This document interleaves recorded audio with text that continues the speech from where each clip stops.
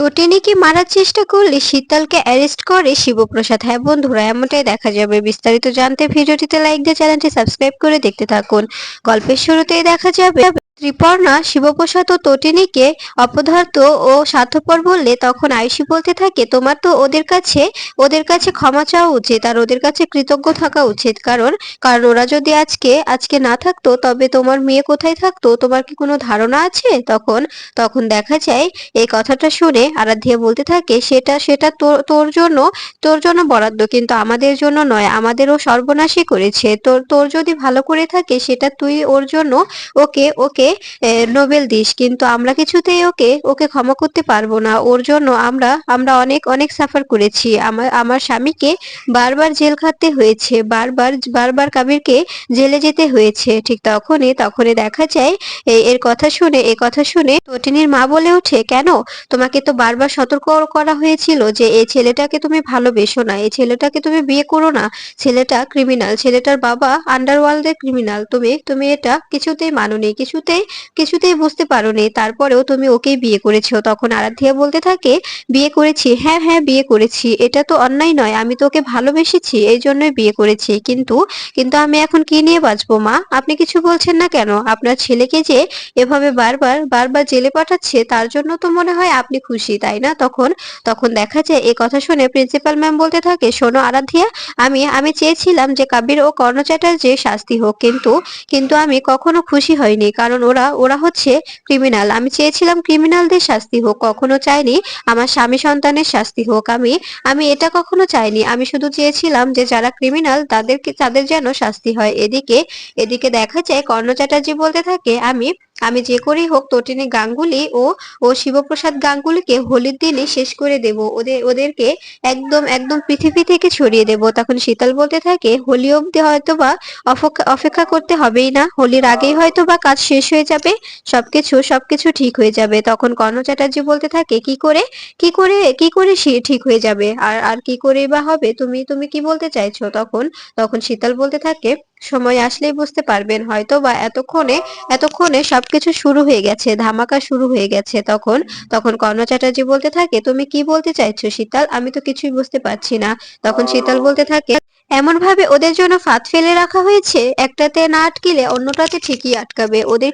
ওদেরকে অবশ্যই অবশ্যই আজকে মরতে হবে। আর আর এখন পিকু যে কোথায় আছে আমি তো বুঝতেই পারছি না। সরি পিকু।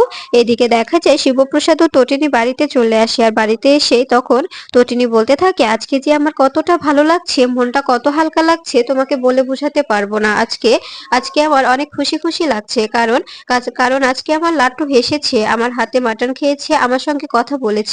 আজকে আমার মনটা অনেক হালকা হলো। তখন তখন শিবপ্রসাদ বলতে থাকে, হ্যাঁ হ্যাঁ ঠিকই বলেছো, আজকে আজকে আমার লাট্টু কথা বলেছে, খাবার খেয়েছে, আমাদের সঙ্গে হেসেছে, আর লাট্টু সুস্থ হয়ে উঠবে। লাট্টুকে আমরা অতি শীঘ্রই বাড়িতে ফিরিয়ে আনতে পারবো, এটা ভেবেই আমার আমার অনেক ভালো লাগছে। তখন তখন দেখা যায় তটিনী শিবপ্রসাদকে জড়িয়ে ধরে বলতে থাকে, আজকের পর থেকে মনে হয় আমাদের সকল কষ্ট দূর হয়ে যাবে, তাই না? এদিকে কর্ণ চ্যাটার্জি শীতলকে বলতে থাকে, তুমি কি করতে চাইছো? সবটা সবটা খোলসা করে বলো তো, এভাবে ঝাপসা করে রেখো না। তখন তখন শীতল হাসতে থাকে আর বলতে থাকে, এবারই তো খেলা জমে যাবে। এবার এমন ভাবে গুটিটা চেলেছি, দেখবেন একটা জালে ওদেরকে ফাঁসতেই হবে। এদিকে দেখা যায় তটিনী রান্নাঘরে এসে কিছু একটা ঘ্রাণ পেলে তখন শিবপ্রসাদ বলতে থাকে, আচ্ছা তটিনী, কেমন যেন একটা ঘ্রাণ আসছে আসছে না? এরকম গন্ধ তো কখনো ছিল না। তখন তটিনী বলতে থাকে, হ্যাঁ আমিও বুঝতে পারছি না এই গন্ধটা কিসের। তাই বলে দেশলাই নিয়ে হাতে যখনই যখনই মেসটা জ্বালাতে যাবে ঠিক তখনই শিবপ্রসাদ বলতে থাকে, তটিনী জ্বালিও না, আমার কাছে মনে হচ্ছে এটা গ্যাসের গন্ধ। তাই তুমি আগুনটা কিছুতেই জ্বালাতে পারো না, জ্বালালে হয়তোবা আমাদের ফ্ল্যাটটাই উড়ে যাবে। এরপরে এটা শুনে অবাক হয়ে যায় তটিনী। তটিনী বলতে থাকে, এসব তুমি কি বলছো? এখানে এখানে গ্যাসের গন্ধ কি করে আসবে? আর আমারও তো তাই মনে হচ্ছে। এরপরে শিবপ্রসাদ যখনই সিলিন্ডারের দিকে তাকায় তখন দেখা যায় সিলিন্ডারের পাইপটা খোলা। এদিকে শীতল বলতে থাকে, একটার পরে একটা চাল চেলে দিয়ে এসেছি, আর এই একটা না একটা জালে অবশ্যই ওরা ওরা আটকে পড়বে। কারণ আমি চেয়েছি যে ওদের পুরো পরিবারটাকে একবারে শেষ করে দিতে। হয়তোবা অন্যান্য ফ্ল্যাটেরও ক্ষতি হতে পারে, কিন্তু আমার করার কিছুই নেই। এভাবে এভাবে তো আর পরশুরামকে সামনাসামনি মারা যাবে না, তাই পিছন থেকেই মারার চেষ্টা করতে হবে, পেছন থেকে মাঝে মাঝে ছুরি মারতে হয়। এদিকে এদিকে দেখা যায় শিবপ্রসাদ তটিনীকে বলতে থাকে, এমন কাজ কে করতে পারে? আমাদের আমাদের ফ্ল্যাটে কেউ একজন ঢুকেছিল, সে এই কাজগুলো করে দিয়েছে। তুমি সব জানালা দরজা খুলে দাও তটিনী। তখন তটিনী সবকিছু খুলে দিয়ে বলতে থাকে, এরকম এরকম কাজ কে করতে পারে? তোমার কার উপর সন্দেহ হচ্ছে? এদিকে এদিকে শীতল কর্ণ চ্যাটার্জিকে বলতে থাকে, এতক্ষণে হয়তোবা বিস্ফোরণ হয়ে গেছে, এতক্ষণে হয়তোবা ওরা ওরা চিৎকার করছে, শুধু বলছে বাঁচাও বাঁচাও। তখন তখন কর্ণ চ্যাটার্জি বলতে থাকে, এই কাজটা কি ঠিক হবে? ঠিক তখনই ছেলেটি ফোন করে বলতে থাকে, ম্যাম এখনো তো কিছু হলো না, এখনো তো কোনো ফায়ার হওয়ার শব্দ এলো না, মনে হচ্ছে ওরা বুঝে গেছে, সবকিছু কন্ট্রোল করে নিয়েছে, জানালা দরজা সবটা খুলে দিল। তখন তখন দেখা যায় এদিকে তটিনী শিবপ্রসাদকে বলতে থাকে, হয়তোবা কেউ ইচ্ছে করে এমনটা করেছে। এরপরে পিকু এসে বলতে থাকে, মাম্মি আমি এসে গেছি। তখন তখন তটিনী বলতে থাকে, তোমার আসতে কোনো সমস্যা হয়নি তো? তখন পিকু বলতে থাকে, আমি তো বড় হয়ে গেছি, আমার কেন সমস্যা হবে? আমার আর একটুও সমস্যা হয় না। তখন তটিনী বলতে থাকে, ঠিক বলেছো, তুমি তো বড় হয়ে গেছো তাই না, এখন তো নিজের কাজগুলো নিজেকে করতে শিখতে হবে। তখন তখন পরশুরাম বলতে থাকে, আচ্ছা আমার মনে হচ্ছে এটা এটা কেউ ইচ্ছে করে করেছে, এটা কেউ কি করে করতে পারে? এরপরে এরপরে পিকু বলতে থাকে, কি হয়েছে পা, তুমি কিসের কথা বলছো? তখন তখন দেখা যায় তটিনী বলতে থাকে, প্লিজ এখন এখন ওর সামনে এসব বলো না, আমি বরং পিকুকে এক গ্লাস শরবত করে দিই। আচ্ছা। তখন পিকু বলতে থাকে, মাম্মি আমার তো খিদে পেয়েছে, আমাকে কিছু বানিয়ে দাও। তখন তখন শিবপ্রসাদ বলতে থাকে, আসলে মা গ্যাসটা শেষ হয়ে গেছে তো, তাই তাই এখন কিছু বানাতে পারছে না, তোমার মাম্মি তোমাকে শরবত করে দিক, শরবতটা খেয়ে নাও। এরপরে দেখা যায় পিকু বলতে থাকে, তবে সুগারটা একটু বেশি দিও। তখন তখন টটিনি বলতে থাকে, কেন সুগার এত খেতে হবে কেন? এরপরে শিবপ্রসাদ বলতে থাকে, দিয়ে দাও না, ও যখন বায়না করছে দিয়ে দাও। এরপরে তটিনী শরবত বানিয়ে এনে পিকুকে দিতে যাবে, ঠিক তখনই শিবপ্রসাদ শরবতের দিকে লক্ষ্য করে, আর সেখানে থাকা চিনির বয়ামের দিকে লক্ষ্য করে এটা দেখে বলতে থাকে, এটা কি, এই লিকুইডটা কিসের, আর এটা এটা কেনই বা এখানে পড়ে আছে? এই বলে ঘ্রাণ শুঁকতে থাকে শিবপ্রসাদ ঘ্রাণ শুঁকে অবাক হয়ে যায় আর বলতে থাকে, এরকম ঘ্রাণ কি করে হতে পারে? আর এটা তো চিনি নয়। এরপরে দেখা যায় তটিনীকে বলতে থাকে, তটিনী এগুলো কি? তখন তটিনী বলতে থাকে, আমি তো বুঝতে পারছি না এগুলো কি। ঠিক তখনই শিবপ্রসাদ ভয় পেয়ে যায় আর পিকুকে বলতে থাকে, পিকু তুমি তুমি শরবতটা খেও না, এক সেকেন্ড।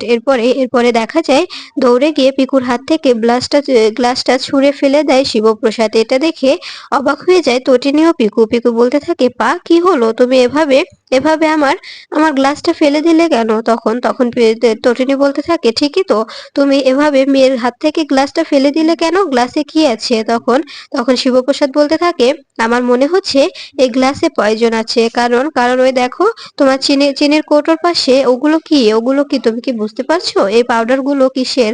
আর এগুলো ফরেনসিকে পাঠাতে হবে, আমার মনে হচ্ছে এর মধ্যে কোনো পয়জন আছে। এই বলেই এই বলে বলরামকে ফোন করে শিবপ্রসাদ। এরপরে বলরামকে ফোন করলে বলরাম বলতে থাকে, কি হয়েছে? তখন তখন শিবপ্রসাদ বলতে থাকে, এখনই একটি পাউডার পাঠাচ্ছি, সেটা একটু ফরেনসিকে পাঠিয়ে দেখতো, এটার মধ্যে আমার মনে হচ্ছে পয়জন আছে। এটা শুনে অবাক হয়ে যায় বলরাম বলতে থাকে, এসব কি বলছিস? পয়জন আছে মানে এখানে কিভাবে পয়জন আসবে? তখন তখন শিবপ্রসাদ বলতে থাকে, হ্যাঁ, কেউ ইচ্ছে করে পয়জন রেখে গেছে, আর আমার ঘরের গ্যাস সিলিন্ডারের পাইপটাও খুলে দিয়ে গেছে। আর এটার জন্য আমাকে জানতে হবে এই কাজটা কে করেছে। আমার বিশ্বাস এটা কেউ ইচ্ছে করে করেছে আমাদের বিপদে ফেলার জন্য। তখন তখন দেখা যায় এই বলে ফোনটা কেটে দেয়। তখন তটিনী বলতে থাকে, তোমার কাকে সন্দেহ হচ্ছে? তখন তখন পিকু বলতে থাকে, পা আমি তো কিছুই বুঝতে পারছি না এগুলো কি হচ্ছে, আর তোমরা সবসময় বড়রা ঝগড়া করো আর আমাদের বাচ্চাদের সবকিছুতে সাফার করতে হয়, তোমরা কেন ঝগড়া করো? আর তোমরা দুষ্টু দাদুদের কেনই বা শাস্তি দিলে বলো তো? তখন তখন দেখা যায় শিবপ্রসাদ বলতে থাকে, মা তোমাকে এখন এতটা ভাবতে হবে না।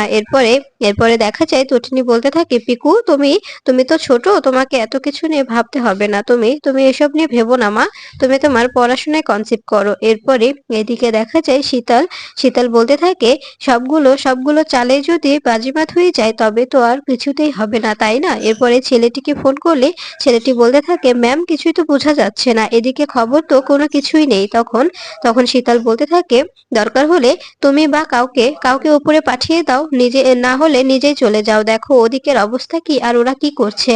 তখন তখন ছেলেটি বলতে থাকে, ঠিক আছে ম্যাম, আমি আমি কাউকে ডেলিভারি বয় সাজিয়ে পাঠিয়ে দিচ্ছি। এরপরে ফোন কেটে দিলে তখন কর্ণ চ্যাটার্জি বলতে থাকে, শীতল এই কাজটা কিন্তু মোটেও ঠিক হয়নি, এটা যদি শিবপ্রসাদ কোনোভাবে জানতে পারে তবে তোমাকে আমাকে কাউকেই ছাড়বে না। এই কাজটা তুমি করেছো, তারপরেও এটার জন্য আমাকে সহ পস্তাতে হবে, তুমি এই কাজটা কেন করলে? তখন তখন শীতল বলতে থাকে, আমি তো আমি তো বরাবরই চেয়ে এসেছি টোটিনি গাঙ্গুলি মরে যাক আর টোটিনি গাঙ্গুলির পরিবারটা একদম একদম নিঃস্ব হয়ে যাক। আমি তো এটাই চেয়েছিলাম, তবে তবে আজকেই তো সুযোগ, তাই না? সবসময় তো আর সামনে থেকে কিছু করা যায় না, একবার না হয় পেছন থেকে ছুরিটা মেরে দেখি। তখন তখন কর্ণ চ্যাটার্জি বলতে থাকে, কিন্তু কিন্তু ব্যাপারটা যদি অন্যদিকে চলে যায়? তখন তখন শীতল বলতে থাকে, কিচ্ছু হবে না, কিছু হবে না, সবটা সবটা আমি সামলে নেব, সবকিছু আমি আমি দেখে নেব। এদিকে দেখা যায় শিবপ্রসাদ ফরেন্সিকে জিনিসটা পাঠিয়ে সেখান থেকে বুঝতে পায় এর মধ্যে পয়জন আছে। এরপরে দেখা যায় এদিকে শীতল বলতে থাকে, আমি কিছুতেই শিবপ্রসাদ গাঙ্গুলিকে ওর ওয়াইফ আর বউ বাচ্চা নিয়ে সুখে থাকতে দেব না, আজ নয় কাল ওদেরকে আমি অবশ্যই অবশ্যই আলাদা করে দেব, এটা এটা আমার চ্যালেঞ্জ। এদিকে দেখা যায় একটি গুন্ডা ভিতরে ঢুকে গেলে রিমোট নিয়ে তখন শিবপ্রসাদ ধরে ফেলে আর বলতে থাকে, ওরা একটি জিনিস রেখেছে আমার ঘরে আর ওর হাতে রিমোট আছে, সেটা দিয়ে যদি প্রেস করে তবে আমাদের পুরো ফ্ল্যাটটাই উড়ে যাবে। ওকে ওকে ধরে নিয়ে যা আর ওর থেকে কথা বের কর, ওকে এ কাজটা কে করতে বলেছে, ও কেন এখানে এসেছে।